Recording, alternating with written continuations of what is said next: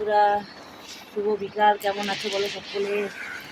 আশা করি সকলে ভালো আছো। তো আমিও ভালো আছি। কি বলবো, প্রচণ্ড গরম লাগছে। গরমে তো কিছু ভালো লাগছে না, প্রচণ্ড গরম লাগছে। তো এখন আবার রান্না করতে যেতে হবে আমার। আর কি করবো বলো, রান্না তো করতেই হবে, কিছু করার নেই। মানুষ রান্না বান্না করে খেয়ে দিয়ে তো বেঁচে আছে। যদি খাবার দাবার না খায় তাহলে বেশি দিন বাঁচতেও পারবে না। তো মানুষের খাওয়া দাওয়াটা মেন, খেতেই হবে। তো দেখো আমার ভিডিওটা একটু অন্ধকার হয়ে যাচ্ছে, কিন্তু লাইটটা ওদিকে রয়েছে আর আমি এদিকে বসে আছি। একটু অন্ধকার অন্ধকার হয়ে যাচ্ছে, দেখি দূরে করে সড়ক হয় কিনা। এবার একটু সড়ক লাগছে তাও। তো দেখি কি রান্না করি আজকে আমি। আমার খুব গরম লাগছে। দেখো ওই শাড়িটা তোমাদের দাদাভাই কিনে নিয়ে এসছে আমার জন্য। দুটো শাড়ি কিনে নিয়ে এসছে, একটা আকাশি কালারে কিনে নিয়ে এসছে আর একটা লাল। এই বাটি প্রিন্টের শাড়িগুলো পরার অনেকদিনই খুব ইচ্ছা ছিল আমার। আর কি বলবো বলো, শাড়ি নিয়ে কথা বলবো না। তো আমাদের এদিকে কাল থেকে বৃষ্টি হবে। আজকেও আকাশে খুব মেঘ হয়েছে। দেখো এখানে এসে কতটা রোগ হয়ে গেছি আমি, দেখেই বুঝতে পারছো আমাকে। এত গরম, গরমে ভাত খেতে পারছি না। আর এখানটায় চিকন চিকন চাল, আমাদের চালটা একটু আলাদা রকম চাল তো এখানটায়। তো ওটা খেতে খেতে অভ্যেস হয়ে গেছে। আবার এখানটায় এসে চিকন চাল খাচ্ছি। তো লাগাতে যখন চিকন চাল খেতে খেতে অভ্যাস হয়ে যাবে, তখন ওই রাজস্থানে বাড়িতে গেলে তখন ওই চালটা মোটা লাগবে আমাদের কাছে। ওটা কিন্তু ঠিকঠাক সাইজ, না কোনো চিকন না কোনো মোটা, একদম ঠিকঠাক চাল। ওটা ওই ভাতটা খেলে তাও পেটে কিছুক্ষণ থাকে।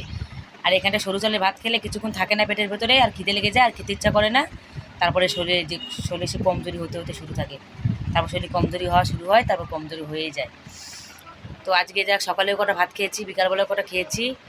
তো এখন রাতের বেলার জন্য রান্না করার জন্য সব কিছু গোছাবো। থালা বাসন ধোয়া হয়ে গেছে, দেখি গুছিয়ে গেছে কি রান্না করা যায়। বাড়িতে তো অনেক ধরনের সবজি আছে, মাছ আছে, মরলা মাছ। সকালে এনেছিল বাটা মাছ, বাটা না, রুইর পোনা এনেছিল। তো রুইর পোনা দিয়ে লাফার তরকারি আর হ্যালের তরকারি বানিয়েছিলাম।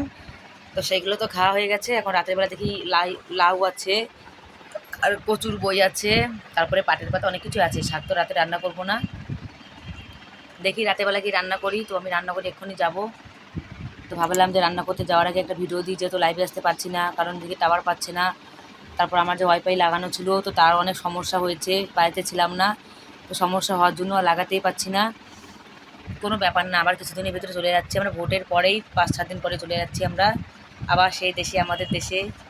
আমাদের ওই দেশটা সত্যি কোনো তুলনা হয় না। ওইখানে থাকতে অভ্যেস হয়ে গেছে।